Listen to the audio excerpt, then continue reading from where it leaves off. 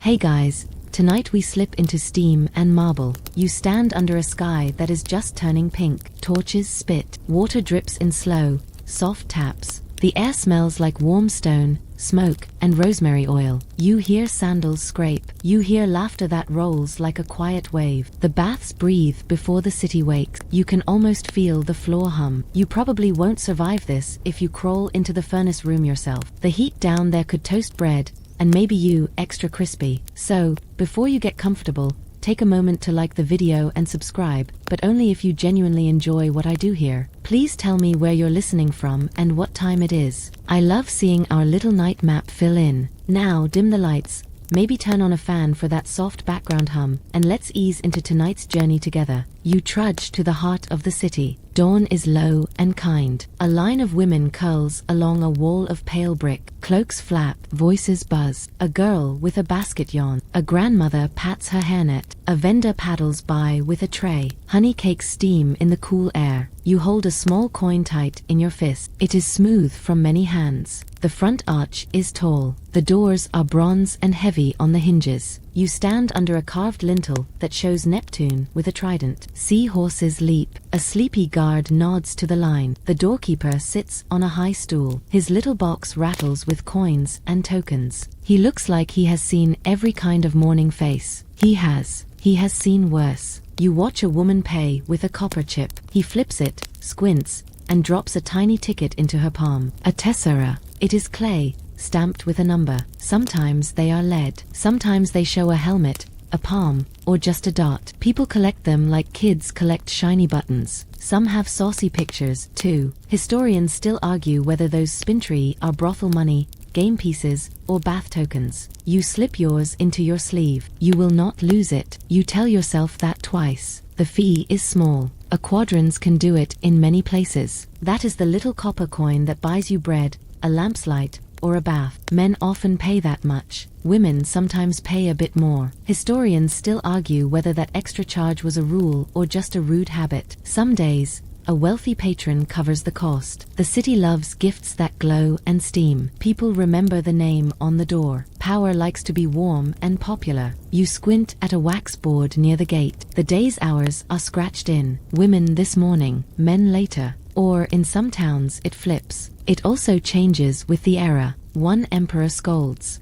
another shrug. Officials tinker and post new lines. Mixed bathing comes and goes like a trend. Some Romans hate it. Some Romans joke about it. Words float, laws shift, and life goes on. You do not plan to argue policy. You plan to get warm. A young woman behind you leans close. She shares a tip in a whisper. A few drops of donkey milk, she says, make the skin soft. Pliny wrote a thing about it, she adds with a grin. You smile. You nod like this is normal. It is here. You rub your cheek with the back of your hand and think about your coin again. Please do not drop it. If you drop it, it will roll forever. It will find a crack. It will move to Spain. That is how coins work. The line shuffles. You study the building. You feel the sigh of heat through the wall. It is the hypocaust at work. Fires roar in low rooms below. Hot air runs under floors and inside hollow bricks. The very walls breathe warmth. That system is real, and it is brilliant. It turns cold water into a cloud that kisses your skin. It turns chilly marble into a cat's favorite spot. You will not see the furnace men now. You will feel their work under your feet. You move up. The doorkeeper's eyes lift to you. He palms your coin. He tests the edge with his thumb. He nods and gives you your token. He jerks his chin at a curtained passage. Women's hours. You step under the soft fold. A scent of myrtle, rose,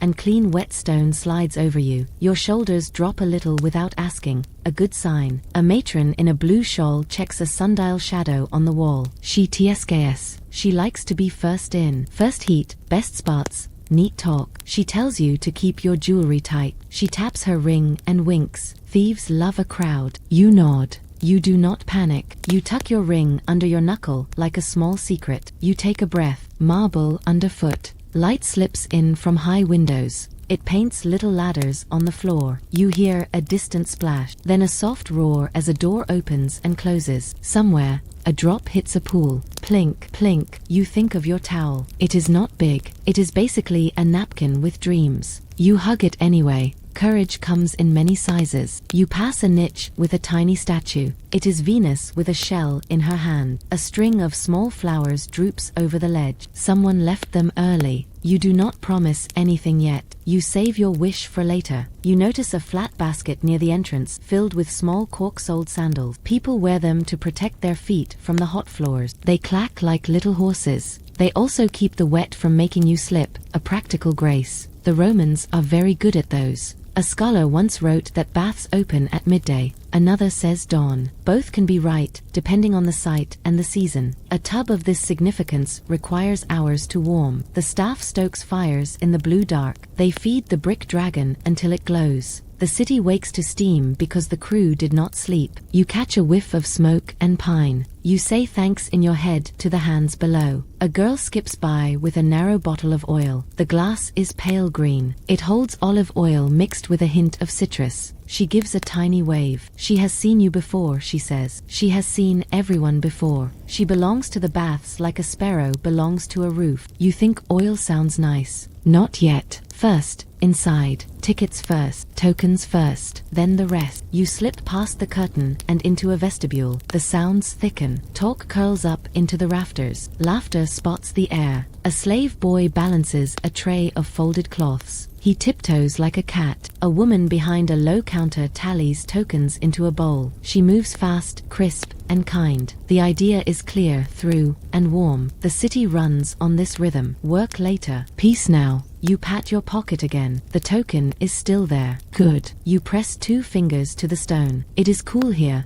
but not for long. Deeper in, the rooms glow. You will follow the heat like a trail. You feel a slight flutter in your chest. It is not nerves. It is something like joy. You are allowed to be cared for here. That is the point. The baths are a daily rite, a public gift, a quiet deal the city makes with you. Bring your coin. Bring your time. Leave lighter than you arrive. Another woman leans in close and eyes your hair. She tells you about a new perfume. It smells like crushed bay leaves and sun. She laughs. Do not drink it, she says. It costs more than wine. You promise to sniff, not sip. Joke 3 arrives on time. Behind you, the door murmurs shut. The line outside bends on. Inside, the steam beckons. You tuck your chin. You head for the light. You step into the apodyterium, the changing room. The air is warmer here. Voices bloom off stone. A mosaic of dolphins curls along the floor. Benches line the wall. Hooks and little cubbies wait like a row of open mouths. A thin man in a short tunic lifts his chin. He is the capsarius, the clothes watcher. You know the type. He sees everything. He forgets nothing, unless you forget to tip. You nod. He nods back, the deal clear. You pass him your folded cloak, your small towel, your sandals. He slides them into a niche. A tag hangs from a leather thong. He ties it to your wrist with a neat tug. A tiny knot bites and holds. Insurance, but small. You fish for another coin. The tip is not big. It is a whisper of copper. You pass it palm to palm. He does not smile, but his eyes say, I got you. A mainstream fact sits right here. Romans use this room to strip and stash clothes. Attendants like him keep watch. People even wrote jokes and warnings about thieves in places like this. The past has the same watch your stuff energy as a gym today. The matron in the blue shawl lands beside you. She slides off a ring and tucks it deep into a linen pouch. She ties the pouch to her belt with 2 knots. Then she knots the knots. She winks. Thieves love a crowd, remember? You do your own small dance. You slip your ring into your hair, under a twist. You tuck your little coin purse into your sandal and hand the sandal to the attendant. Yes, you hide your coin in the shoe you just gave away. Not your best logic. You pull it back. You laugh at yourself, soft and sleepy. Joke 1, delivered. The benches feel cool through the thin cloth under you. You slide off your tunic. You fold it small. Your towel waits. It is still tiny. It is less a towel and more a very confident napkin. You tell it to believe in itself. On a side table sits a tray of tools. You choose a strigil, the curved metal scraper. The edge is dull. It will lift oil and sweat later. You pick up a little oil flask. It is round and fits your palm. A faint gold ring clings to the glass. olive oil, thick as a whisper. A hint of myrrh swirls in it. Perfume floats up and hangs. Another flask holds a rose. Another holds bay. The girl with the pale green bottle from earlier flits by and refills one, quick as a wink. A young woman across from you dips a finger in saffron oil and taps it on her throat. Warm spice blooms in the air. Her earrings chime. She leans close. You hear the first whisper stream. Did you hear about the shipment at the port? Pepper prices up. Again. She rolls her eyes. The baker says bread fines are back for short loaves. Her friend laughed. My husband could spot a short loaf from a mile away, she says. Her husband cannot spot his own sandals.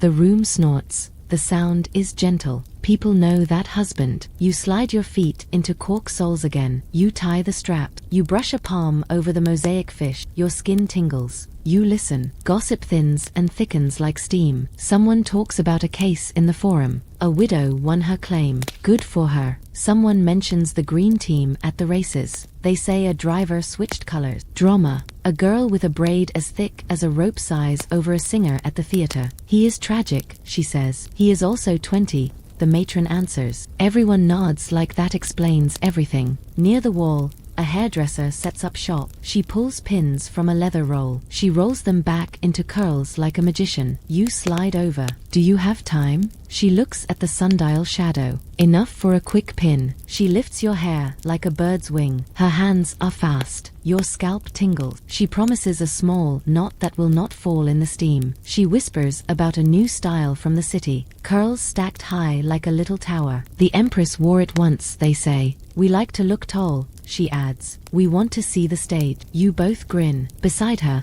a mirror of polished bronze throws back your face. You check your cheek. Your eyes look awakish. The mirror does not judge. It has seen worse. Joke 2. Gentle. You pick a tiny jar of face cream from a tray. Beeswax, oil, a hint of rose. You pat it on. The skin drinks and sighs. Another woman dabs coal along her lashes with a bone stick. The line goes soft and smoky. She says it keeps the glare down. It also makes her eyes appear mysterious. Her friend taps a pot of red. She dots color on her lips. The room glows a little more. The capsarius strolls down the aisle. He taps a peg, fixes a strap, eyes a corner. His name might be Felix. Or it might be Sir, please, depending on how many coins you have. Historians still argue whether women had their own attendants or if men like him served during women's hours. They also debate how fancy the women's rooms were compared to the men's in the grand bath palaces. The truth is likely to shift depending on time and place. Like the steam, it moves. You lean back and let your shoulders drop.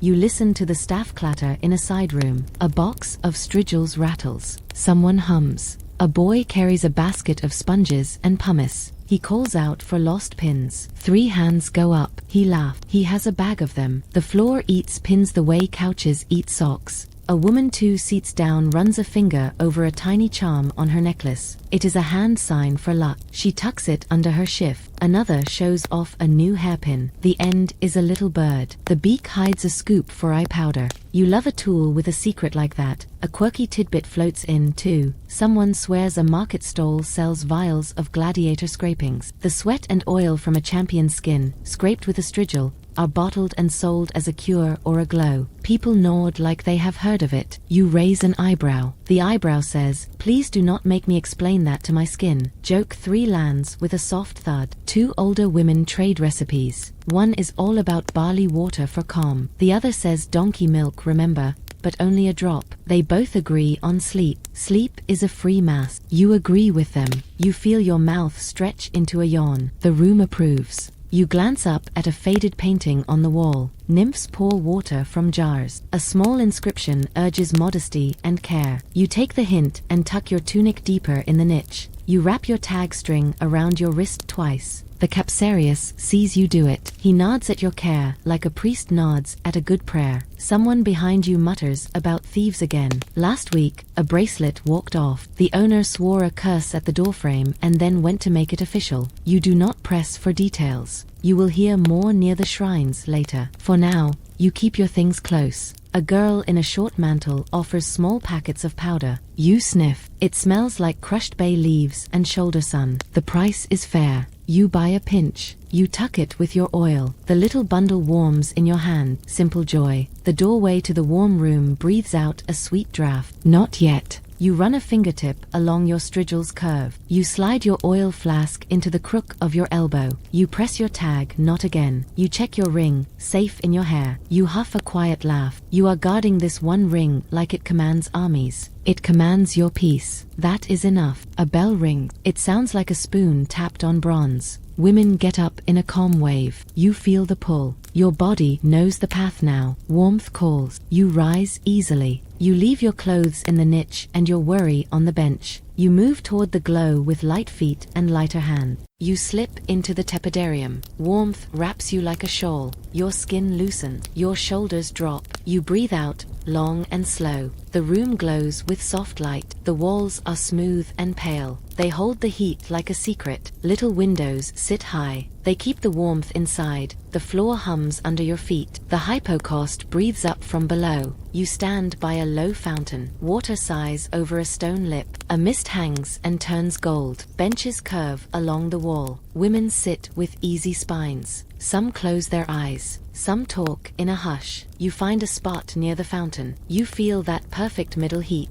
Not hot, not cold, just right. The Romans built this room to warm you first. That is a mainstream fact. They use it to help your body adjust. It protects the heart from shocks. It opens the skin for oil. It makes the next room easier. You unstop your flask of oil. The scent rises in a gentle wave. Rose and myrrh dance together. You pour a small pool in your palm. You smooth it along your arms. The oil sits like soft light. A girl on your left tests a perfume. She taps it on her wrist. She fans it with a shell. Lily, she whispers. She tilts her wrist toward you. You sniff. It is floral, sweet, and a little sharp. Your paws cheer. Joke 1, soft and true. Another woman brings out nard. Nard costs a lot. She owns a tiny vial, slim as a quill. She dabs behind her ears. She waits by the steam so the scent blooms. Roman perfumes come in oil. This is normal. They do not use alcohol like we do now. They use olive oil, almond oil, and fat. Makers crush plants and spices into the base. They strain the mix and seal it tight. Perfume flasks like this are found in graves. Archaeology loves them. So do we. You trade tips with the matron in blue. She likes roses for the day. She saves cinnamon for the night. She pats her cheeks with honey water. Then she rinses with warm water. She says dew makes the skin calm. A friend leans in. She likes a scrub made from fine flour and milk. Rub, wait, rinse, glow. Everyone nods. You add a new trick to your pocket list. Across from you, a midwife hums. Women gather near her. They ask quick questions. She gives soft answers. She suggests barley water for sleep. She recommends a foot soak for heavy legs. She sets a time for a visit. Work happens here in small bites. A market keeper stops by. She asks the midwife to bless a charm. A thin string holds a tiny moon bead. The midwife nods. She says gentle words and ties a firm knot. The bead rests on a warm collarbone. Someone passes a glass stick with coal. She offers it like a flower. The line is smoky and clean. The room will fog up later, but no one minds. A woman unwraps a tooth powder. She shows the mix. Crushed shells, salt, and mint. She says to brush slowly. She says to spit with grace. Laughter bubbles. You love a good tip with manners. On the far bench, a young reader pulls out a wax tablet. She smooths the wax with a bit of heat. She writes a line and grins. It is a note to a friend. It is a recipe for a mint rinse. She scratches lightly with a stylus. Then she blows on the wax. A faint shine returns. Historians still argue whether most women could read and write, or if it was mostly the well-off. Graffiti and tablets hint at both. The truth likely shifts by town, class, and time. You watch the stylus dance. It looks like a small bird pecking at a seed. Perfume drifts. You try another dab. This one is called sucinum. It smells like lilies and summer linen. A girl sniffs and sneezes. The sneeze sounds polite. The scent could knock out a small army of gnats. Joke 2, sneaky. She rubs it thin. Now it is nice. Now it is soft. The talk curves to hair. A handler shows a comb made of bone. Its teeth are delicate and gentle. She keeps licorice root nearby. She says it softens strands. A woman with baby curls swears by a rinse of bay leaves. Another prefers a mixture of vinegar and water for shine. You tuck your tiny oil flask under your knee. You tilt your head so steam can kiss your scalp. Your hair drinks like a plant at dawn. A basket passes with a few soaps. They smell like thyme and lard. They are rough and kind. You roll one in your palm. You rub your hand. The foam is light. A girl whispers a fringe trick. She says some women in Egypt use crocodile dung with paste as a face mask. She says it keeps the sun off. You blink. You nod like an adult. You decide to skip that. A quirky tidbit is now in the room. It sits there like a silent lizard. Everyone moves on. More whispers rise. Some talk about prices. Olive oil crept up. Pepper jumped. Wool is steady. A freedwoman shares a smart deal. She swapped a bolt of cloth for a stall space. She smiles like a fox with a key. Two friends plan a reading circle. They will meet after sundown. Someone will bring a love poem. Someone will bring figs. Someone else will get a laugh. You close your eyes. You listen to the room breathe. Voices fall to a soft shore break. Metal taps. Water runs. A pin drops. And four heads turn. The pin is found. The crisis fades. Your hands slide over your arms again. Oil makes a light shield. It keeps your skin from drying. It also helps later when you scrape with your strigil. That is the plan. Warm, oil, rub, soak. The old rhythm holds. A woman shows you her charm pouch. It smells like resin and hope. Inside sit tiny seeds, a scrap of wool, a pinch of salt, and a twist of ribbon. She smiles. She says it keeps her steady. She says a long walk starts with a small bag. You nod, softly. You glance up.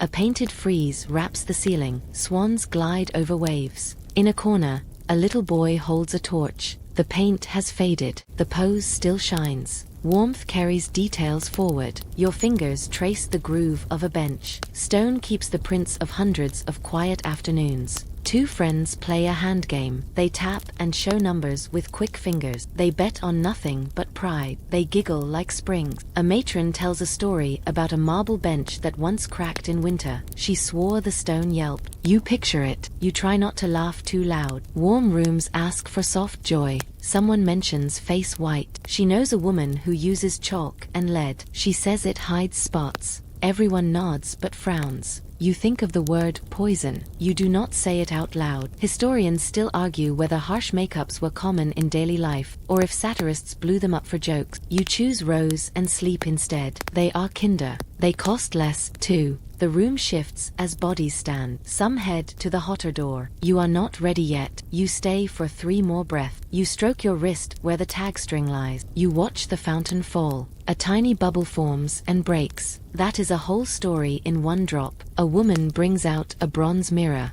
Your face floats on it. Steam fogs the surface. You look dewy. Part of that is glow. Part of that is fog. It is teamwork. Joke 3 bows and exits. You wipe a circle with your thumb. Your eyes look soft. Your mouth looks calm. Good. You set down your oil. You grip your strigil with a loose hand. You rub your hands warm and touch your calf. The skin feels ready. The warm room did its job. Voices thread around you like ribbon. You tie them to your heart for later. When someone asks what women do here, you will have an answer. You warm. You talk. You test. You help. You learn. You breathe. You rise. You roll your shoulders. You give the fountain a quiet thank you. You move toward the next door. Heat deepens. Stone glows. The air smells like pine smoke and wet tile. Your feet know the path. Your body follows, soft and sure. The door sighs. Heat rolls out. You step in. The caldarium hugs you like a furnace that learned manners. Steam slicks your skin in a breath. The air tastes like pine, salt, and warm metal. A wide bowl of cold water sits by the door, the labrum. You dip your fingers. You splash your face and pulse points. The shock is sweet. It teaches your body to stay calm in the heat. Light comes from high windows. It drops like pale honey. The walls glow. You see the hot pool in the center. The alveus shimmers like a pane of moving glass. Benches line the sides at different levels. You can choose more heat or less heat with a single step. The floor hum. The hypocaust roars below. That is how this room stays so hot. Fuel feeds the fire. Hot air runs under the floor and up hollow bricks in the walls. That is a mainstream fact. Romans built these heat webs with patience and fire. You move to a bench. Your towel surrenders. It becomes a damp ribbon. You sit. Your skin pops in tiny beads. Your hair lifts at the edges. You look like a dandelion with a plan. Joke 1. Gently toasted. You unstop your flask. You pour oil into your palm. You feel the warm air thicken the scent. You smooth oil from wrist to shoulder. You coat your legs. Your skin glows. Oil keeps the heat kind. You hook your strigil in your fingers. The curve fits your hand. The edge is dull. It will scrape oil and sweat. That is the point. Soap is not the primary tool in this case. Oil and a scraper do the work. You bend one knee. You draw the strigil down your shin in a slow line. Oil and sweat ribbon off. You wipe the blade on a small sponge. You scrape again. You work in long, patient strokes. The sound is a whisper. It is steady and calm. A woman beside you offers a tip. Always oil first. Always scrape toward the heart. Always rinse last. You nod. You agree. You move to the other leg, then your arm, then your back with a twist and a laugh. You can ask for help if you want.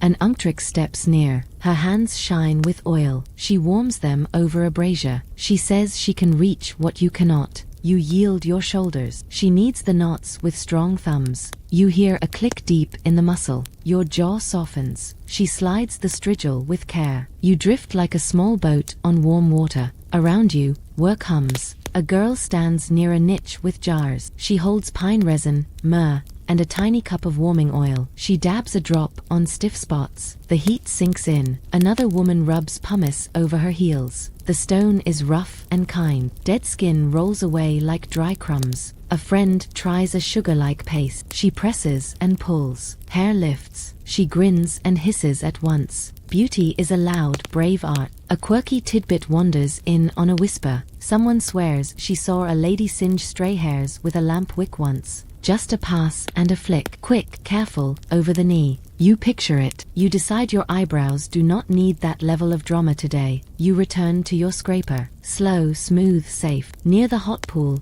a marble sign catches light. It lists rules. Keep voices low. No rough play. No throwing water on the cold. Do not hog the labrum. A small boy in your mind reads that as please do not be a gremlin. You approve. Rules shift with time though. Some days, the staff is strict. Some days, they shrug and let the room breathe. Ediles post new orders. Attendants enforce them, or not. You watch two women get asked to move their chat from the steps. They smile, slide over, and keep talking with the same joy in a new spot. You slide into the hot pool up to your hips. The water wraps you. Your pulse slows. Your chest loosens. The steam climbs your neck like a careful cat. You rest your elbows on the edge. You lay your head back. The ceiling is a soft cloud. A matron nearby taps your arm and points to a round, dry room off to the side. The Laconium. Drier heat. Some like to bake a while there and then return. You thank her. Not yet. You are soup right now. You are okay with it. Joke 2 floats up like a bubble. Voices mix with the steam. Talk lands on the old hot topic, mixed bathing. A younger woman says her cousin in a small town bathes with her husband on market days. The room shrugs,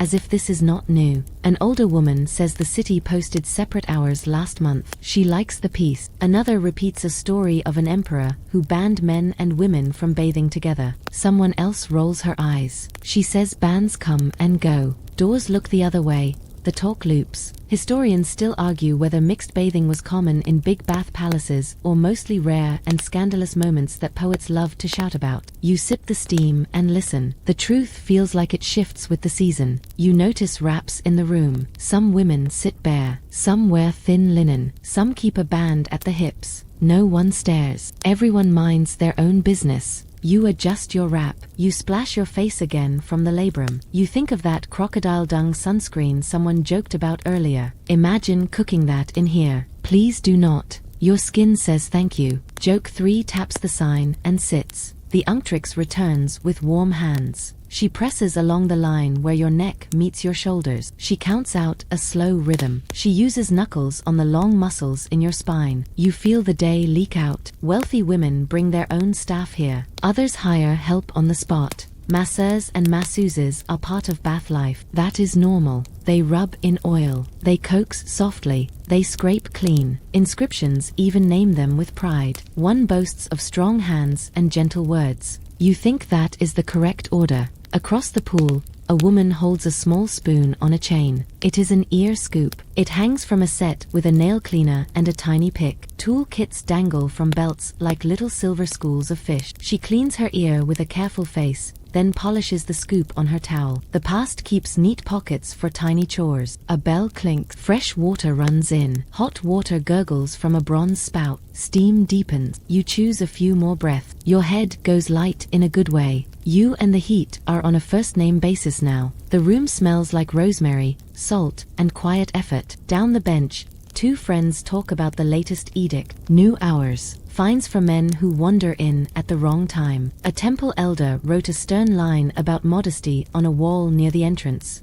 It is already fading in the damp. The women roll their eyes together. They plan around rules like they plan around rain. Umbrellas, smiles, and options. You lift your strigil for the last sweep. The blade rasps in a whisper. The oil and sweat leave with grace. Your skin feels new. Not thin, not raw, just new. You rinse with a scoop from the labrum. Cold kisses your wrists and temples. Your pulse nods. Good work, it says. Your fingers prickle. Your toes tingle. This is the part where time slows and stretches like warm wax. You sit up. You cup your neck in your palms. You thank the heat in your head. You slide your strigil back into your kit. You cap your oil bottle. Your breath comes easily. A few more drops tap from the ceiling and spot your shoulder. The sound is tiny and bright. The room hushes for a moment, then it breathes again. You let your feet find the cool edge of the bench. You plant your soles. The world steadies. Warmth has done its work. You feel lemon light and heavy at once. You stand with the grace of a cat who just remembered it is a cat. The door to the next room waits in a soft blur. The day waits too.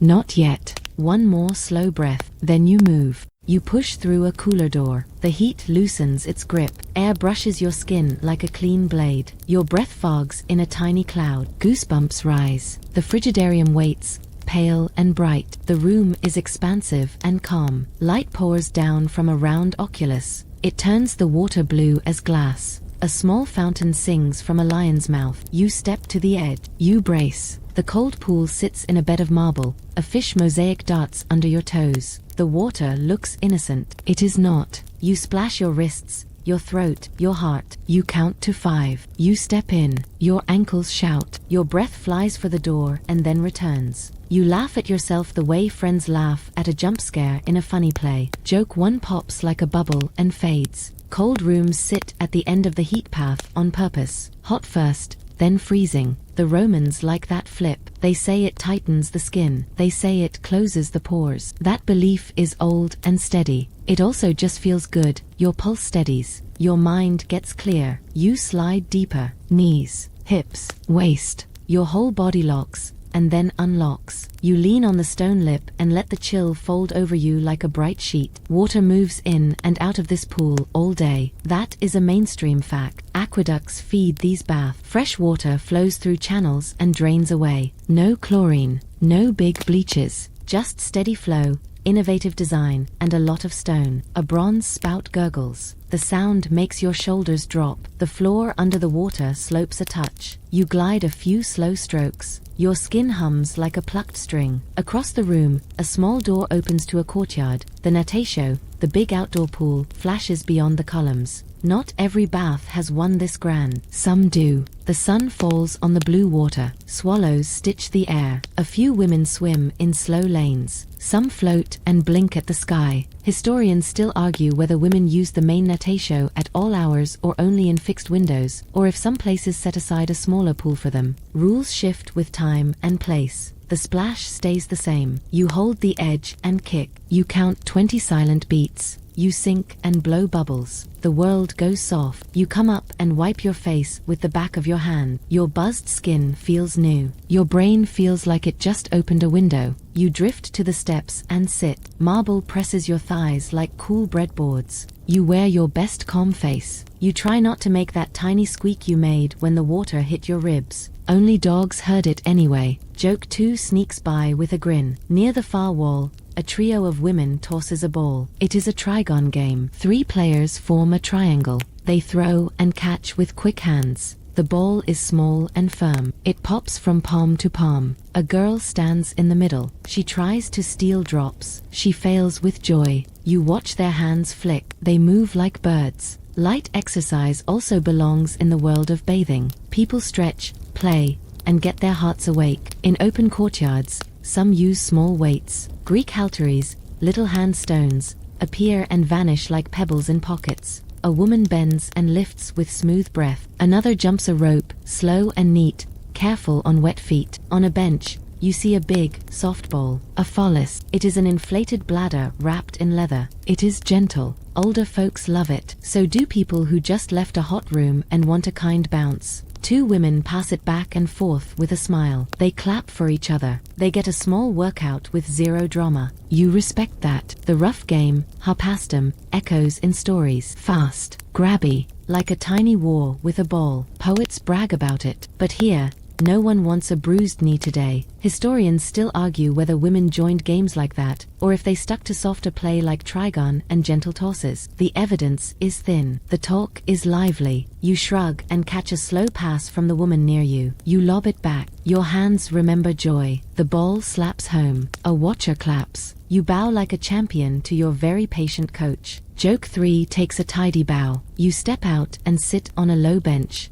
A breeze finds your wet skin. The air turns your goosebumps into tiny hills. Time for the post-plunge ritual. You grab a rough cloth. You rub down fast. Friction is the heat you make on purpose. You pour a coin-sized pool of oil into your palm. Cinnamon leaf, just a little. You tap pulse points. Warmth returns in a thin thread. A friend pats her cheeks with honey water. Glow, then dry, then a whisper of balm. She says to step back through the tepid door for 1 minute. Warm what is cold. Keep what is calm. She is right. Another woman shows a tiny packet of pepper. She sniffs and sneezes and laughs. She says it wakes the blood. A quirky tidbit sidles in. Some swear by a smear of goose fat on the chest after a cold dip to keep the chill out. Hunters love it. Bath women, maybe when the wind bites. You raise your brows. You vote for wool and motion. You wrap a thin wool shawl over your shoulders. You pace a loop under the colonnade. Warmth comes back like a shy cat. A young attendant walks the edge with a basket. It holds pumice stones and small combs. She offers a warm cloth that she has set over a brazier. You press it to your face for 3 breaths. Steam from the hot room still drifts in through the open arch. It feels like a hug you ordered in 2 sizes smaller. You laugh soft at the thought. Your nerves are steady now. Your fingers stop tingling. By the pool, 2 friends practice light stretches. Neck rolls, shoulder circle, calf lifts by the step. One uses a thin strap to help ease her hamstrings. She counts slowly. She smiles at the ceiling. The room echoes with little claps when a clean catch lands in the trigon game. A stray ball bounces toward the lion fountain. A quick hand saves it. Everyone sighs like they almost saw a plate drop. You stand by the door to the natatorium and watch the open pool glow. Statues keep a quiet guard. A breeze carries the smell of wet stone and pine smoke from the furnaces far off. The sun licks the tops of the columns. The bath breathes in big rooms and small ones. All of them share this: sound, water, light, and the easy work of care. You pat your arms. The chill is gone. In its place sits that clean zing you chase on hot days. You smooth flyaway hairs. You tuck your oil back in your bundle. One more mainstream fact settles in your head. Big bath complexes often place the palestra and the cold pool side by side. You can move from swim to stretch without thinking. Plans like that feel simple and good. You like living inside someone else's brilliant idea.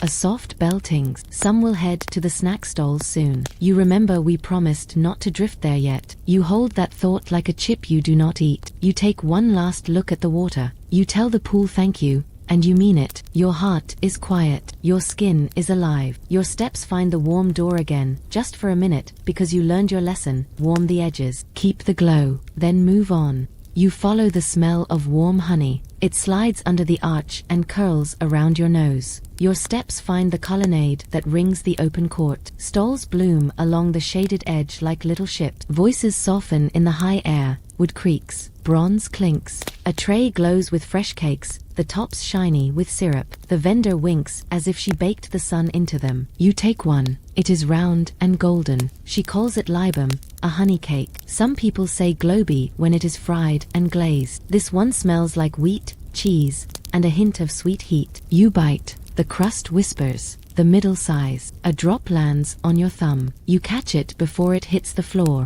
You will not leave a sticky offering in a place where feet are bare. Joke 1 sticks the landing. Around big bath complexes like this, shops are regular. That is a mainstream fact. Food stalls, oil sellers, barbers, and small trades cluster under the porticos. People come here to wash, but also to meet, snack, buy, and fix tiny things. The city wraps errands in steam and light. You can get more done in one loop than you can in a week of running around alone. A perfumer sets flasks on a cloth. Glass glows in pale greens and blues. He tips one. The oil inside is gold. He lifts a thin reed and brushes the inside of your wrist. The scent blooms. Myrtle and a hint of cinnamon leaf. He names another, marjoram and rose. He smiles when you guess right. You learned from the warm room, and it shows. He sets a small bottle near you. The price is a few copper coins. You haggle, soft. He counters, softer. You both enjoy the dance. He throws in a tiny vial of bay for your hair. You pay. A smart deal feels like a clean seam. On the next mat sits a basket of hairpins. Bone, bronze, a few in colored glass. One looks like a dolphin. Another hides a tiny ear scoop at the end. You remember the one you saw in the hot room. Tools with secrets make you grin. You ask the price. The seller praises the dolphin as if it just swam across the Tiber to see you. You raise a brow. You say the tail is a little crooked. She laughs. You meet in the middle. The pin slides into your twist. Your hair behaves as if it knows it has just been promoted. A seamstress hums behind her table. She has a neat roll of needles,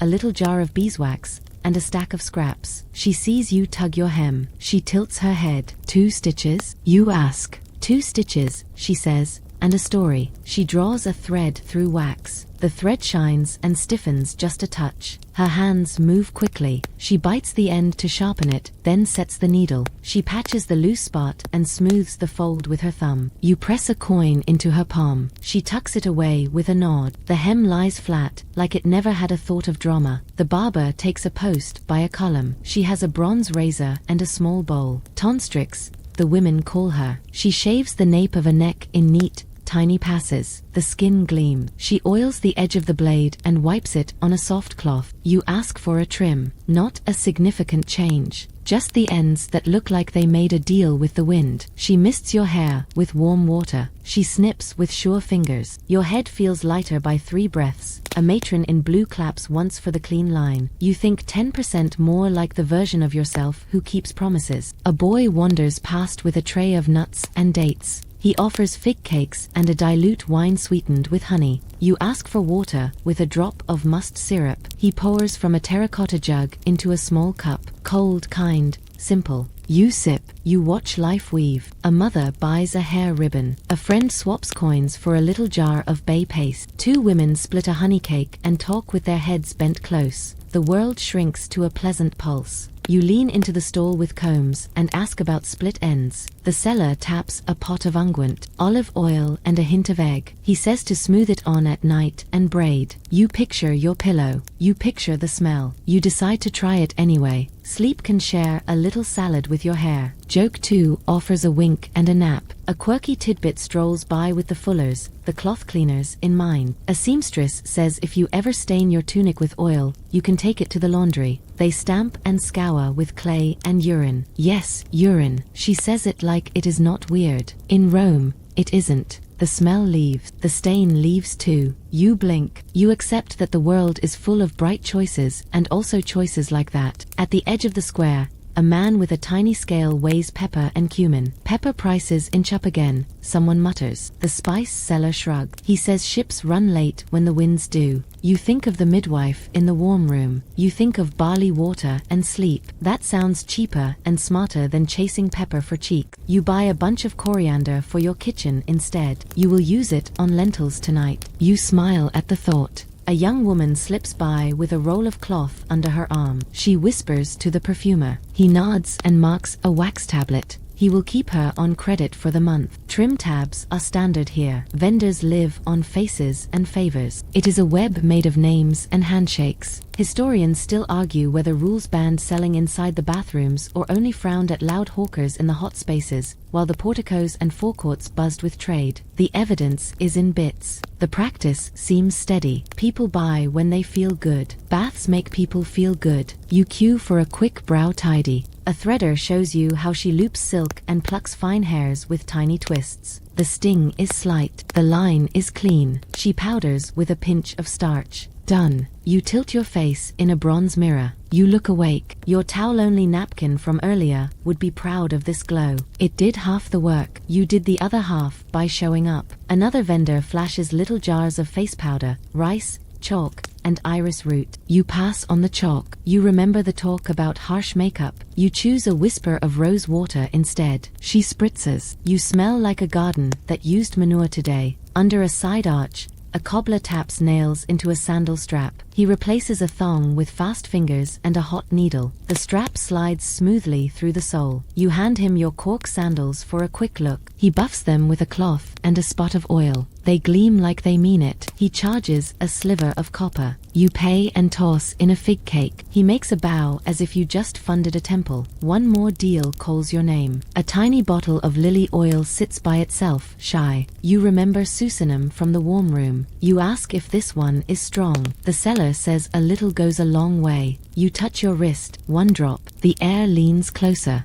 You nod. You tuck it with your dolphin pin and your ribbon waxed thread. Your kit grows by inches, not weight. A girl rushes past with a tray of cold grapes. A grape rolls free. It skates across the stone. You lunge and catch it with 2 fingers. Nobody slips. You raise it like a small trophy. The stall keeper curtsies, mock serious. Joke 3 wins a tiny laurel. You take a slow lap of the portico. The sun leans across the floor. The breeze is kind. You feel set. Hem fixed. Ends trimmed. Oil topped up. A new pin in your hair and a scent that makes you want to sit next to yourself. You tuck your purse deep and tie the string twice. You make a neat knot. You press it flat. You thank the vendors with a nod that says, "See you soon." They answer with a nod that says, "We will be right here." You pat your wrist and feel the tag string from the changing room. Your place is waiting. The baths teach a small skill you love. You can keep moving while staying soft. You can do tasks without rushing. You can buy one bright thing and leave 10 behind and still feel rich. You breathe in honey, oil, and clean stone. Then you turn toward the quiet edge where the air cools again, ready for whatever waits past the next arch. You turn toward a quieter edge. The air grows still. Footsteps fade into soft taps. A small shrine waits by a trickle of water. A niche holds a worn Venus. She is smooth from many fingers. A wreath of myrtle droops over the ledge. A clay lamp trembles with a tiny flame. You feel your own breath slow. You smile and touch your dolphin pin. You lay one bay leaf by the lamp. A drop of lily oil joins it. The flame kisses the scent. You whisper a wish for soft days and fair deals. You promise to be kind in the line for the fountain. You also promise to stop buying every perfume you see. You and Venus both know that the last one is shaky. Joke 1 bows at the altar and behaves for once. Shrines live inside bath worlds like birds live in eaves. That is normal. Altars to the nymphs, to Neptune, to Hygeia and Aesculapius often sit by water. That is a mainstream fact. People leave small coins. People leave flowers. People leave a hair ribbon tied in a neat bow. A votive tablet leans in a corner. For letters cut shallow in stone, VSLM. A vow paid gladly. A matron touches the letters with 2 fingers and nods. A girl you saw in the warm room steps close. She sets down a tiny clay foot. The size fits a child. It is an ex voto, a thank you for a healed sprain. These little body parts show up at healing shrines all over. Eyes, hands, knees. Hopes made solid. A midwife lifts a small figurine of a wrapped baby. She lays it below Hygeia and whispers. Her hands smell like soap and dill. Her eyes shine with calm. You move to a pool where a spring feeds the pipes. The surface is still. Light drops in like coins. You drop an actual coin. It is small and brown. It spins and flashes and disappears. You feel a tiny thrill. If it sinks, Neptune says seen. If it floats, well, coins don't float. The gods like a sure thing. Joke 2 swirls and fades with the ripples. You notice scraps tucked in cracks. Birch bark, thin lead. The lead is rolled tight as a bead. A nail pierces 2 of them. Curses live here, too. People ask the powers to help with theft, foul play, and bad love. Bathhouses attract thieves like lamps attract moths. We talked about that in the changing room. In a spa town up in the north, people tossed many curse tablets into a hot spring. So many complain about clothes being stolen in the bath. They name the thief if they know it. If not, they curse whoever did this. They beg the goddess to hold the thief's sleep until the tunic comes back. That is a mainstream fact and a mood. You trace the edge of one tablet with a knuckle. You do not touch. You keep it sacred. A hush hangs here like a cloak. The brazier beside the niche breathes a faint line of smoke. Resin pops. The scent is sharp and sweet. A woman near you drops 3 grains of incense. She bows her head. Her ring glints. You remember your own ring, tucked in your hair. You pat your twist and feel it safe. On a side wall, a small Fortuna smile. She holds a rudder and a cornucopia. Luck and plenty. You slide a fig seed onto the lead. A symbol. A tiny promise to be patient when lines grow long. The seed rolls, stops, and stays. A breeze slips past like a cat. You drift to a darker corner. Amulets nest here. A lunula, the little moon for girls, shines like milk. A bulla pouch hangs from a string. It keeps off the evil eye. A tiny hand charm peeks from a bowl. Fingers pinch in a fig sign against bad luck. You spot a string of blue beads. You spot a jet bead, black as ink. Some wear wolf teeth. Some wear bits of coral. A small bronze charm has wings and a grin that makes Romans safe and 12 at the same time. You look, you smirk, you look away. We keep it PG. The ancients did too, mostly. Call it an ancient emoji for please. No bad vibes. Joke 3 winks and flies off. A woman near you pulls a thin cord from her belt. It has knots and tiny seeds. She counts them as she breathes. 1 wish for a sick cousin. 1 for calm weather at sea. 1 for enough oil to last the month. The wishes are small and real. They fit in the palm. That feels right. A fringe breath slips in. Remember that crocodile dung sunscreen someone tossed out earlier? Some women long ago mixed a paste like that for other protection. They said it kept specific worries away in bed. You keep your face very neutral and your inside voice very loud. Your inside voice says, I choose the moon charm and a good calendar. Quirky tidbit delivered, gentle and fast. You step through a narrow doorway into a tiny court. A fig tree leans over a fountain. A mask spouts water from its mouth. You sit on the rim. Cold licks your calf. The fig leaves smell green and sunny. Someone has tied a tiny ribbon to a twig. Someone else left a barley cake. Ants discover it. Life moves in all sizes here. You read a scratch line near your knee. Give me back my cloak, and may the goddess forgive me for the words I said. It has a funny curl at the end, like the writer smiled. You imagine the day. A stolen cloak. A cold walk home. The next morning, a visit to the shrine with a cleaner mouth and a small coin. Baths collect human stories like that. They keep them kind. The talk around the altar runs soft. The matron in blue lights a grain of incense for her son. The perfumer leaves a drop of myrtle oil for a steady hand. The barber sets a pin with a prayer for no nick. The seamstress lays a strand of waxed thread and asks for straight seams and straight top. You add a breath for the furnace crew. The heat does not make itself. Historians still argue whether the big baths kept official priests inside, or if attendants watched the shrines, or if people managed their own vows between dips. They also debate whether most curses came from women, or if many were dictated to scribes who stood by with stylus and patience. The evidence shifts from city to city. The habit stays. People want the gods near the places they clean and mend. You pass a small plaque. It shows a snake coiled around a staff, Aesculapius, the healer. A bowl sits under it. A sprig of laurel rests inside. A woman rubs her knee and touches the bowl. She meets your eye. She says the hot room is medicine. The cold dip is medicine too. The prayer is simply the bow you make when the medicine works. You nod.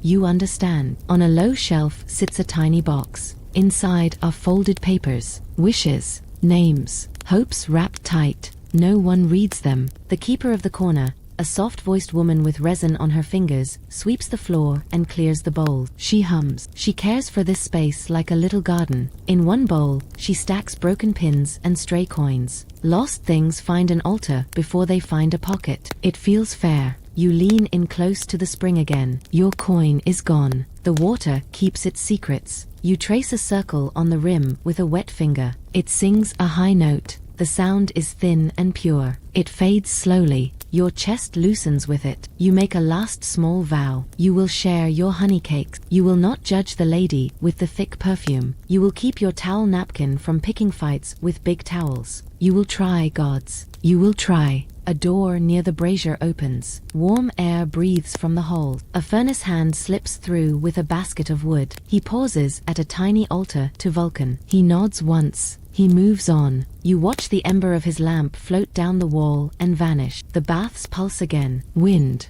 water, fire, quiet wishes. You stand. You press your palm to the stone one last time. It holds your warmth a moment and then lets it go. You drift along a sidewalk where the air grows hotter and drier. A grated door stands half open. Heat breathes out like a tame dragon. A man steps through with a rake and a face the color of brick. He is a furnace hand, a fornicator. He nods once and passes, sandals thick as cutting boards. You feel the floor under you answer him with a hum. The fire below lives because he feeds it all day. The wood yard sits beyond. You catch a flash of stacked log, pine, brush. What the carts bring, the baths burn. Significant places like this eat fuel by the cartload. That is a mainstream fact. The hypocaust only purrs when the stoker never stops. Ash pans slide out. Soot marks his arms like bracelets. He smells like smoke and salt. You send him a silent thank you, like we did at the shrine. He keeps your glow alive. A thin stream runs behind the wall. You hear it through a slit. Water hits a basin and divides. An Aquarius in a short tunic leans over a bronze valve. He turns a handle. The water note drops a key. Pools depend on hands like his. Aqueduct water flows at a height. Then pipes and taps tame it. Lead pipes cross like vines. Tanks sit above rooms like quiet lakes. He watches the levels with a lamp and a trained ear. He lifts the lamp. He sees you pause. He tips 2 fingers, the hello of a man who works best in the background. You pass the manager's table. The balneator sits with a wax board and a basket of tokens. He rubs a tally smooth with the flat of his stylus and writes a fresh line. He speaks with a low, even voice. He knows every stall holder, every attendant, every shortcut through the halls. Vendors pay rent in small bites. Staff sign shifts with a mark. Ediles drop by to inspect now and then. The board displays hours, fees, and a note from a wealthy patron who covered the admission for yesterday's feast. You remember your own tessera from the gate. You pat your wrist where the tag string lies and feel tidy. A boy trots past with a sack of charcoal for braziers. A girl follows with a basket of sponges. The unctrix you met earlier calls for warm oil. The threader ties her hair up with a strip of linen and cleans her loop. Work here is a braid, many hands, one rhythm. You see the broom marks on the floor where mineral dust dries. Pumice smooths rough stone. Brushes skim fallen hair from corners. The baths do not stay clean by magic. They stay clean by muscle. You step back into the main walk. Class lines float here, soft but real. A senator's wife glides in with 2 maids. Her wrap is fine wool, thin as a whisper. Her oil smells like nard, a rare thing from far away. It blooms with a dark, sweet note. A freedwoman follows, a basket on her arm. Her oil is olive with a pinch of bay.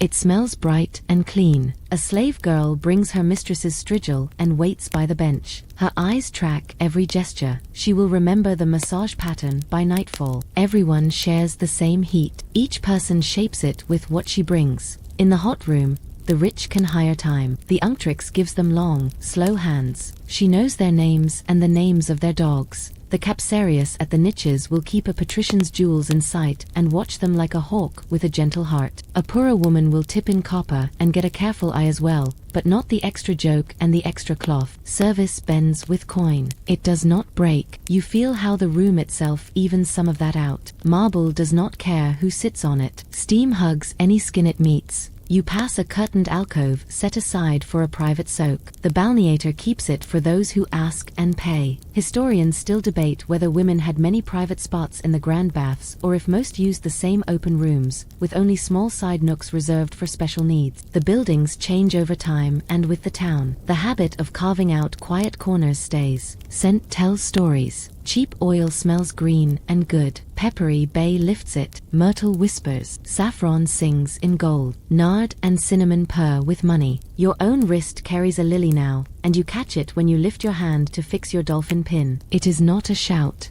It is a sigh. You like a sigh. Staff smell like work done well. Smoke, resin, soap, and sun. All of it mixes into a note that only baths make. Wool tells stories too. Your shawl is neat and plain. The matron's is dyed deep, not purple, never full purple. That dye is a royal wall, but a good madder red glows on her hem. Her hair reaches high with the help of pins and skill. A quirky tidbit taps your shoulder here. Many wealthy women wear hairpieces. Some come from the far north hair. People say German, like a style and a source. Coils get taller. Waves get calmer. Wigs sit like small crowns that know what they are doing. You smooth your own twist and decide you like your height just as it is. Your dolphin rides fine where it sits. The staff weave between classes with a steady face. A masseuse kneads the shoulder of a wealthy patron, then rubs oil into the hands of an older woman who pays with 2 figs and a coin. A barber trims a neat line on a grand lady and then clips a ragged bang for a girl who saved for this all week. Tips matter. Names matter. The baths teach courtesy, just as the road teaches walking. On a wall, you pass a painted scene of 7 sages with towels and strigils, as if wisdom also sweats. A caption near the picture once joked about knowing yourself. The baths love that joke. Mirrors tell it. Pools tell it. Staff tell it in the small ways they see you and make you more yourself by the time you walk out. You catch the supply chain at work. A porter shoulders a jar of oil. An amphora leans against his back with a rocking tap. A seal shows a merchant's mark. He steps over the whetstone. A clerk checks the mark against a list on his tablet. A chalk X lands next to a name. The perfumer down the row trades a nod with the porter. Deals hum, rent, oil, wood, water. All of it threads through the arches and becomes care. You glance into a side room where tools hang. Strigils shine on pegs. Ear scoops and nail cleaners dangle from hooks. Spare sandals are stacked by size. The tonstrix sharpens a razor on a whetstone with small, even strokes. The sound is soft and exact. She wipes the blade with a drop of oil. She moves like a person whose hands hold their own map. You notice who mixes with whom. Patrons thread the porticos in 2s and 3s. A rich woman chats with a freedwoman who runs a dye stall. They swap tips on stains and saffron. A baker's wife trades news with a minor official's daughter. The words are friendly. The gaps show in small things. One says, "Send a boy to fetch it." The other says, "I'll come by at dawn." Different tools. Same jobs to be done. The building itself tells you who paid. A slab carries an inscription. It thanks a donor who funded the roof repair. Another name is an emperor who built the hall and kept it free for a month to win smiles. The letters are deep. The letters last. The block sits where everyone can read it and feel the gift. Power loves a warm echo. You lean on a pillar and watch a moment more. The staff move like a school of fish. They never bump. They always see. A girl catches your eye and points to your tag string. It is loosening. You retie it. She nods. She saved you from a slight panic. You lift a coin in thanks. She shakes her head. She points at the shrine corner where we left a leaf. "Please pay it forward," she mouthed. You add a fig seed to the bowl later and smile. Someone floats a rumor that the governor's wife asked for a women-only morning next week. Half the room cheers, half groans. Schedules ripple. Work shifts. Historians still argue whether women's hours were long and regular in every city, or if they got squeezed by men's time when the halls were crowded. The truth bends with politics and the size of the fire. You learn to read the posted board and the face of the capsarius. Both know how the day will go. You step away from the busy heart and feel your place in it. Not the richest, not the poorest, well cared for, because many hands made the care. You think of your towel napkin from the first room. It showed up. It tried. It did the job. So did everyone else. That is the secret behind the steam. Work you hardly see. A status that whispers instead of shouts. And the way the bath turns all of it into one long exhale. You pause by a painted board. Letters spell rules in neat strokes. Keep voices low.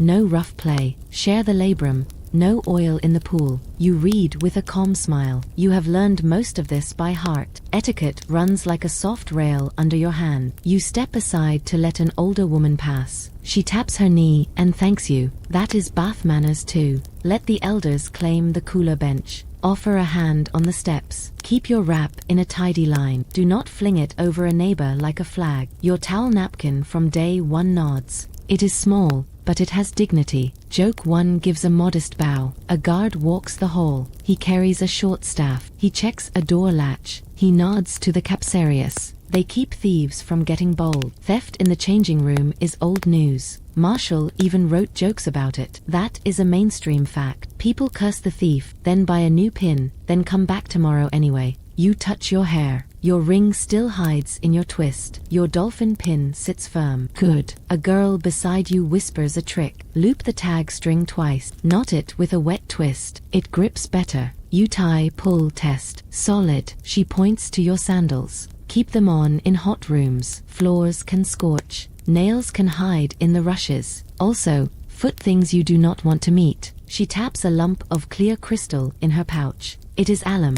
A quirky tidbit slides in. People dab alum under the arms to keep sweat smell down. Barbers also use it to calm nicks. 1 stone. Many jobs. You walk past a small doorway hung with a thin screen. A matron glances left and right, then drops the screen. It gives privacy for a minute. Peeping is a risk, even with women's hours. Staff fix screens. Attendants signal if a stray man wanders near the wrong door. Satirists love stories about men sneaking in as hairdressers or page boys. Did that happen often? Maybe not. The jokes are loud. The facts are quiet. Historians still argue whether peeping was a daily danger or mostly a poet's stage prop. You trust the matron's eyebrow more than any law. It can stop a comet. You find another list of house rules in the hot room. Do not toss water on the coals. Do not hog the bench. Bring your own strigil. Do not let oil drip on the floor. Ediles post fines, at least on paper. Attendants enforce with a look. Law makes the sign. Culture makes the shape. You learn to read both. A woman clears her throat. She points to a girl who brought a strong perfume into the steam. The scent leaps and takes over the room. The girl blushes. She rubs it thinner. She murmurs sorry. The older woman pats her arm. Share the air. Share the heat. Keep scents kind. It is like food at a quiet table. Season.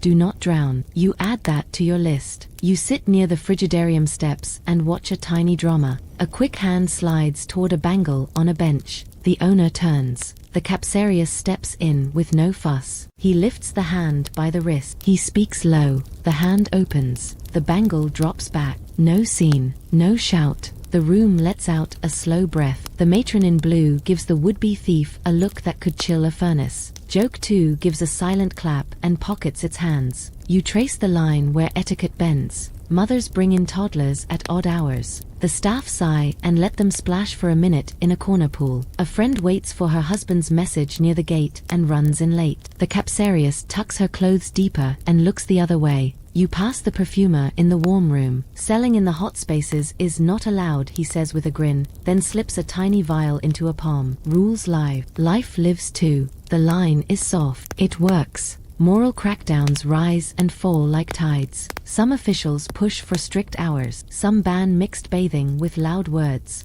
Others shrug. Big halls split the day anyway. Some towns build 2 sets of rooms. Pompeii shows that in stone. You can visit the Stabian baths and find a small women's side, set with its own warm path. That is a mainstream fact. You can still walk. An attendant warns a girl away from the hypocaust wall. Heat seeps through and can bite. He points to a posted note. Do not lean on the hot bricks. Do not run. Do not dive in the cold pool. Yes, people need that one. The Trigon players make space when new bathers enter. A ball flies. A hand snags it before it taps someone's face. The courtesy moves faster than the ball. You like that. Rumors of fines float. 10 asses if you break a jar. 2 if you shout in the caldarium. You doubt the exact numbers. You believe in the looks from the staff. They cause more trouble than coins do. The balneator writes a warning on his wax board. He wipes it off later when the mood lifts. Control, but gently. You catch the health rules too. Warm first. Oil. Scrape. Rinse. Cold dip last. Then dry. Do not plunge cold when you are shaking with heat. Doctors write that in neat lines. You felt it work. You will keep doing it. You also watch your time. Stay too long in the hot room and your head ring. Step out. Sip water. Listen to your chest. Your body is a good teacher. A loud laugh echoes across the pool. Heads turn. The sound softens. Laughter is welcome. Shouting is not. Splashing is fine. Splash wars are not. You gauge the line and play inside it. You have fun. You keep the peace. You drop a grape skin in the bin, not the drain. Pipes clog. Everyone frowns. No one wants that. A girl carries a little whistle on a cord. She says her aunt gave it to her. One toot and an attendant appears. Is that common? Not really. But families make their own tools. A quirky fringe trick stays in one line for 2 generations and keeps the heart calm. You pat your own wrist. Your tool is the knot and your eyes. News of a new edict slides in with the steam. A local elder wrote a scold about modest dress. He wants thicker wraps. He says women should stay on their side of the gate. He says a lot. Women listen with polite faces. Then they do what women do. They plan. They sew one extra panel into a light wrap. They mark the post for women's hours in bigger letters. They come early and leave late, as schedules allow. They stay kind to the staff. They work the edges without breaking the room. Small rebellions, tidy as new seams. You take a seat near the labrum. You dip your fingers and touch your temples. You watch a girl write a tiny heart on the fogged bronze mirror. She wipes it off at once. Leave no trace is also a rule, even if the trace is cute. You smile and forget it with her. Joke 3 folds its hands and minds its manners. A woman at your side lifts a lump of resin from a bowl. She drops it on a bit of coal. Smoke sweetens the air. She learned that from the shrine corner. She does not flood the room. She blesses it. A staffer strolls by and nods thanks. That is the dance. Share a pleasure so it stays a pleasure. Keep it small. Keep it kind. One last debate buzzes along the wall. A vendor says the lead pipes make people sick. Another waves a hand. He says the water flows too fast to matter. He says most pipes are clay anyway. The truth may sit in the middle. Historians still debate whether lead in water caused significant harm to bathers or if other daily activities did more damage. You listen. You drink from a clay cup. You decide to stop at 1 cup in case the gods like a cautious heart. The sun drops a step outside. The holes change pitch. Voices lower. Towels flap like soft flag. You press your palms together and feel calm. Etiquette held. Risks stayed small. A few rules were broken, but no one was hurt. You came in with a tiny towel and a busy head. You stand now with a clean glow and a very steady brow. Time to dry, to pin, to walk into the cooler air without breaking the spell you built breath by breath. You find a warm corner and reach for a dry cloth. You pat, not rub. The heat did its job. No need to fight it now. Your skin shines under the lily you pick. You dust a pinch of iris root along your collar. It sets the glow without turning you into a cookie. Your tiny towel tries to retire with honors. You grant it a short break on the bench. Joke 1 bows with a flourish. You tilt your head for a last hair check. The new dolphin pin slides true. 1 twist. 2. The comb kisses your scalp. A few soft curls settle where you want them. A hairdresser passes with her pins rolled tight. She taps your knot. It will last, she says. Your hair has more diplomacy than some senators. You both grin. Back in the apodyterium, the Capsarius sees you coming. He lifts your bundle from the niche before you ask. He points to your tag string. You tug it free and coil it around your wrist, neat. Your tunic feels cool and kind when it slips on. You tie your belt. You pull on the shawl. You fish your ring out of your hair. It gleams like a secret that kept itself. You slide it home and feel whole. You tip the attendant, just a small coin. He ghosts a smile. He sets your sandals in front of you and tucks a loose strap. He has saved 100 mornings with that gesture. He will save 100 more. Hands like his lockers make the place run. That is a mainstream fact you can see in the quiet care of his fingers. The matron in blue arrives beside you. Her cheeks glow. Her wrap looks light as breath. She lifts a brow at your dolphin pin. Good choice, she says. You share the last bite of a honey cake you tucked away. Promise kept. She laughs and taps the posted board. Women's hours end soon. Men after dusk tonight. Or so the wax says right now. You both do the math. You both know the math may change. It always does.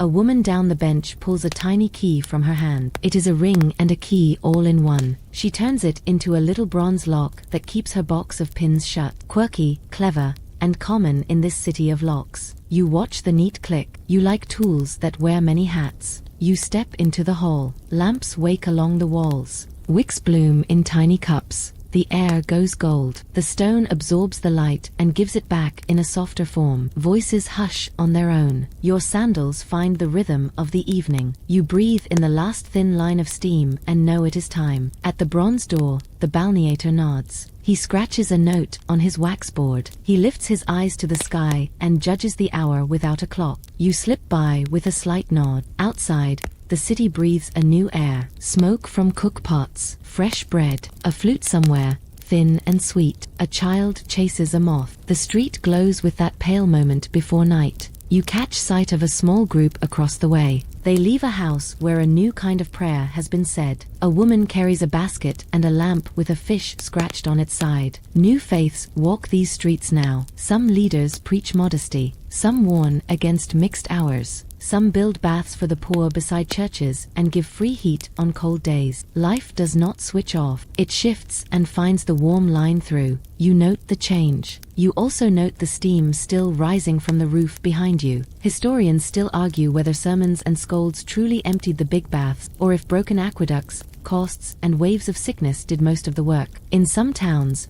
baths kept humming for centuries. In others, they faded like paint in the rain. You do not solve it tonight. You walk through both worlds in one soft breath. A vendor by the gate lights a lamp and sells hot wine. He raises his cup to the line, leaving the door. Clean faces, pink cheeks, calm eyes. You pass him with a smile and a wave. You have your own calm to sip. Your skin says thank you for skipping crocodile dung sunscreen. Your towel says, please stop saying its full name in public. Joke 2 hides in the folds of your shawl and behaves. You touch your purse. Not tight. Coins safe. You keep your ring where it belongs this time. You tuck the lily oil deep. You listen for feet behind you. The capsarius would be proud. You step around a cart rut and watch the sky turn from peach to plum. A swallow makes one last loop. The day folds itself with tidy hands. The matron in blue peels off toward the market street. She calls, next week? You nod. At the same time, if the board says yes, you both know to check the wax before dawn. The staff will post hours with sure strokes. Your body will time itself to that gentle drum. Your mind lingers on the rooms you left. The hot core,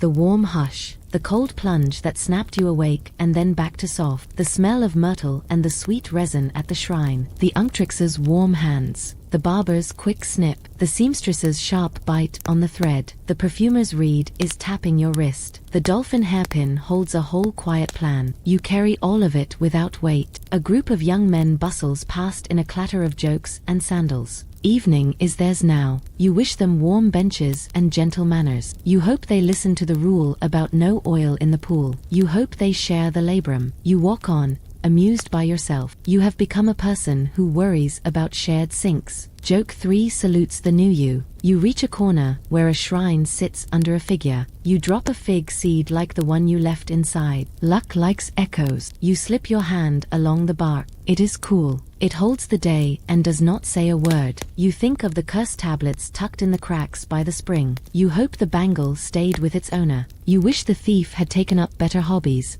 like folding towels. A soft wind moves past. You pull your shawl snug. You feel warm at the core. The baths gave you that. Water, fire, stone hands, and small rules done with grace. You stepped into a busy area. You step out slowly. The glow is not loud. It will last. Home waits a few turns away. Lentils with coriander. Fresh bread. It could be a story told in a quiet voice. You will sleep like a cat on a warm brick. In the morning, the city will wake again. The furnaces will breathe. The capsarius will tie neat knots. The board will indicate the hours when you can find your place. You nod to that tomorrow and set it down for later. You touch the dolphin pin one more time. You feel the clean knot of your hair. You taste a ghost of honey on your tongue. You walk into the soft blue part of the day with ease in your chest and the bath still humming under your skin. Let your breath stretch out a little longer now, slow and easy, the way a ribbon lies flat when you smooth it with your hand, the way warm water settles after one last soft ripple, and feel how the rooms you walk through tonight start to dim, one by one, in the kindest way. The big bronze door is behind you. The air outside is gentle. It carries a trace of bread and smoke and the faintest touch of myrtle that lingers like a friendly echo. As you step along the quiet street, you can almost hear the furnace crew stacking the last bit of wood, the capsarius hanging the tags in a neat line, the unctrix washing her hands by lamplight, everyone easing the day to a close with small, careful motion. The city feels softer at this hour, and you think softer too,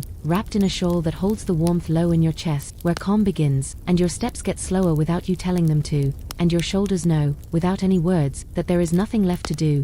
Your hair is pinned, your ring is safe, your purse is tied, and the rest can wait until morning, when light will fold back over stone and water will sing again. You can picture the steam lifting in thin silver lines. You can picture the pool flat as glass before the first ripple, and those pictures make your eyes heavy in the nicest way, like someone pulled a cool, clean sheet over a bed and smoothed it straight. So let the last edges of sound fade now, let the voices sink to murmurs and then to hush, and breathe in through the nose and out through the mouth, once, twice, again, slower each time. And if a thought taps your shoulder, smile and let it drift, the way a floating leaf passes the drain and goes its own way, because you are safe, you are warm, you are held in the soft afterglow of a day well tended. Let your jaw be loose. Let your hands rest open. Let your eyes close and keep that small, steady light inside, the one that comes from hot rooms and kind hands and easy rules, and carry it into sleep, where it will glow a bit longer, and then rest too.